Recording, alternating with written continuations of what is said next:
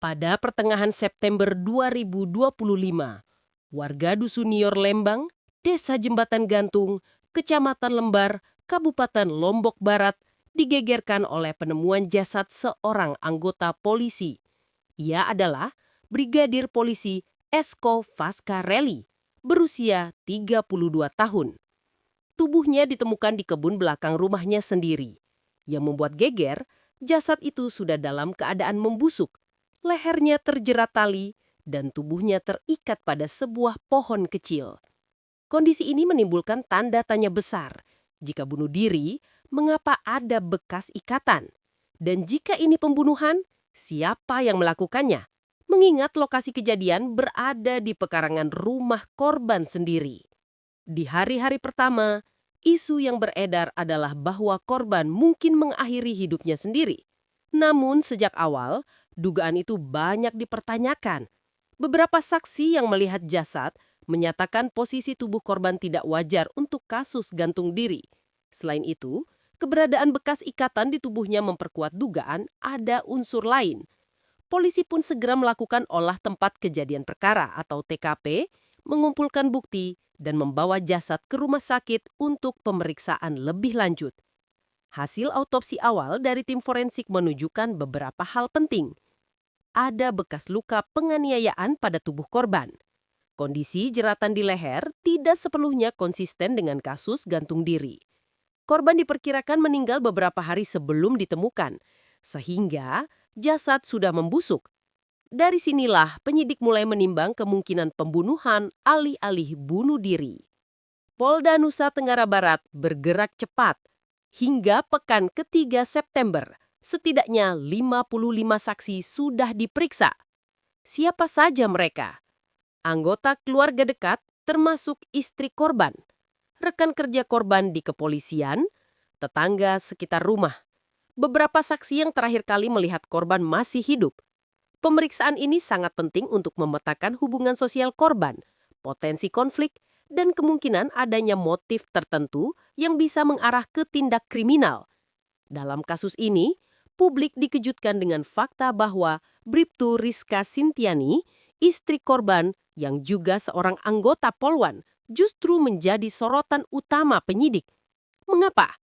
Ada dugaan korban dan istrinya sering terlibat konflik rumah tangga. Beberapa saksi menyebutkan korban sempat mengeluh soal perlakuan kasar. Barang bukti dari hasil ekstraksi ponsel menunjukkan adanya percakapan yang bernuansa pertengkaran sebelum korban meninggal. Hingga akhirnya, pada 22 September 2025, polisi resmi menetapkan Bribtu Rizka sebagai tersangka. Terhadap Bribtu Rizka, ada dua kemungkinan jeratan hukum. Pasal 340 KUHP, pembunuhan berencana dengan ancaman hukuman seumur hidup atau mati. Pasal 351 ayat 3 KUHP, penganiayaan yang menyebabkan kematian dengan ancaman hukuman maksimal 15 tahun. Polisi masih mendalami sejauh mana keterlibatan Bribtu Rizka. Apakah benar-benar pelaku utama ataukah hanya bagian dari skenario yang lebih besar? Yang membuat kasus ini semakin misterius adalah pernyataan polisi bahwa kemungkinan ada pelaku lain. Artinya, kematian Brigadir Esko mungkin tidak dilakukan sendirian oleh tersangka, melainkan ada pihak ketiga yang terlibat. Beberapa alat bukti seperti bercak darah di sekitar TKP serta hasil uji laboratorium forensik masih terus diperiksa. Polisi juga menelusuri kemungkinan ada rekayasa atau upaya menutupi fakta sebenarnya. Kasus ini menyayat hati banyak orang, bukan hanya karena melibatkan aparat penegak hukum, tetapi juga karena adanya ikatan rumah tangga di dalamnya. Bayangkan, seorang suami yang seharusnya dilindungi justru diduga menjadi korban dari orang terdekatnya sendiri, istrinya. Kasus ini mengingatkan kita bahwa masalah rumah tangga, bila tidak diselesaikan dengan baik, bisa berujung pada tragedi besar. Setelah penetapan tersangka, polisi melakukan rekonstruksi kejadian di lokasi ditemukannya jasad. Dalam proses itu, penyidik mencoba menggambarkan bagaimana korban bisa ditemukan tergantung dengan kondisi terikat. Namun, rekonstruksi justru menimbulkan semakin banyak pertanyaan. Jika korban benar bunuh diri, Mengapa ada bekas pengikatan pada tangan dan kakinya? Jika ini pembunuhan, bagaimana pelaku bisa melakukannya di area rumah korban tanpa menimbulkan kecurigaan tetangga? Dari rekonstruksi, penyidik mendapatkan gambaran bahwa korban kemungkinan besar tidak bisa melakukan aksi itu sendiri, melainkan ada campur tangan orang lain. Keterangan tetangga menjadi bagian penting dalam penyidikan. Beberapa warga mengaku tidak mendengar suara keributan di malam sebelum korban ditemukan. Namun, ada juga yang mengatakan sempat melihat korban dan istrinya bertengkar hebat beberapa hari sebelumnya. Ada satu saksi kunci yang menyebut bahwa Bribtu Rizka terlihat meninggalkan rumah dengan wajah emosi, sementara korban masih berada di dalam rumah. Keterangan ini memperkuat dugaan adanya konflik rumah tangga serius yang menjadi latar belakang tragedi ini. Polisi kemudian mengekstrak data ponsel milik korban dan tersangka. Hasilnya cukup mengejutkan.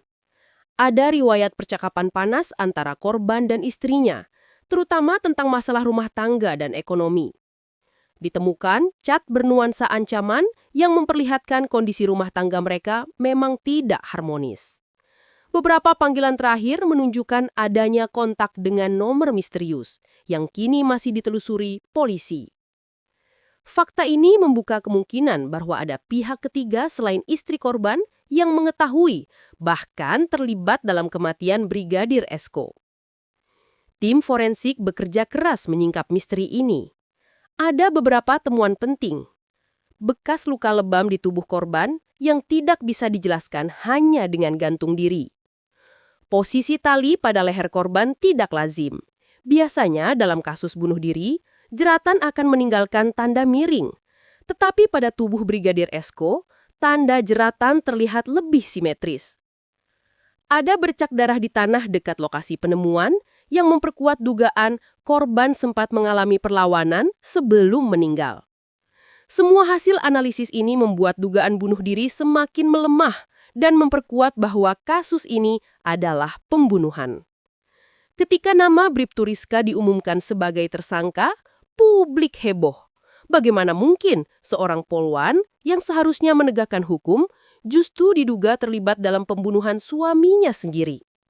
Media nasional pun ramai menyoroti kasus ini. Sebagian headline menyebutnya sebagai tragedi rumah tangga berdarah. Sementara yang lain menekankan sisi ironisnya, pasangan sesama aparat namun berakhir dengan saling menghancurkan. Kasus ini sontak menjadi sorotan nasional, bahkan dibanding-bandingkan dengan kasus serupa yang pernah terjadi di institusi kepolisian sebelumnya. Polisi tidak berhenti hanya pada penetapan istri korban. Dalam beberapa konferensi pers, Kapolda NTB menyebutkan bahwa jejak pelaku lain sedang ditelusuri. Ada indikasi bahwa korban mungkin tidak hanya dianiaya oleh satu orang. Kecurigaan ini muncul dari hasil forensik yang menunjukkan luka dengan pola berbeda, seolah dilakukan oleh lebih dari satu orang. Artinya, meskipun istri korban sudah ditetapkan sebagai tersangka, penyidikan belum selesai. Masih ada potensi tersangka baru yang segera diumumkan. Sampai saat ini, ada beberapa dugaan di balik kematian Brigadir Esko.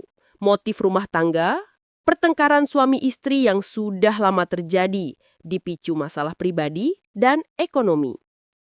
Motif cemburu.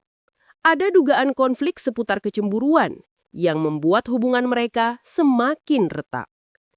Motif lain yang lebih besar.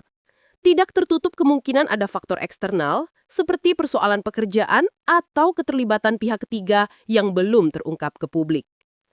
Polisi masih berfokus pada motif rumah tangga, tapi tidak menutup mata pada faktor lain yang lebih kompleks. Keluarga Brigadir Esko tidak bisa menyembunyikan duka mendalam.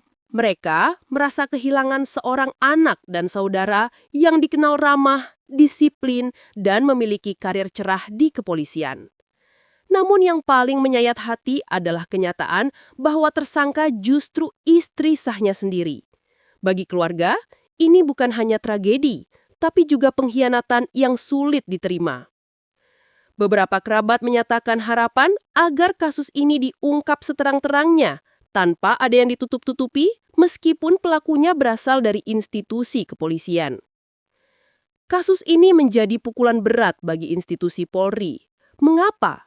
Karena selain merusak citra, kasus ini menunjukkan adanya kerapuhan dalam kehidupan rumah tangga aparat yang bisa berujung tragedi. Polri berkomitmen akan menuntaskan kasus ini secara transparan, agar tidak ada kesan menutup-nutupi. Namun publik tetap kritis, menuntut agar keadilan ditegakkan tanpa pandang bulu. Dari kasus ini, ada banyak pelajaran yang bisa kita ambil, terutama untuk sahabat lansia dan keluarga besar kita. Komunikasi dalam rumah tangga adalah kunci. Pertengkaran yang dibiarkan bisa berujung fatal. Pengendalian emosi sangat penting. Satu keputusan di saat marah bisa menghancurkan segalanya. Kesehatan mental tidak boleh diabaikan, baik bagi aparat maupun masyarakat umum. Kasus Brigadir Esko adalah contoh nyata bagaimana konflik yang tidak terselesaikan bisa berubah menjadi tragedi nasional. Sahabatku semua, kisah tragis kematian Brigadir Esko ini masih terus bergulir. Meski istrinya telah ditetapkan sebagai tersangka, misteri apakah ada pelaku lain masih menjadi tanda tanya besar. Kita doakan semoga penyidik bisa mengungkap kebenaran sejelas-jelasnya dan keluarga yang ditinggalkan diberi kekuatan untuk menghadapi cobaan berat ini.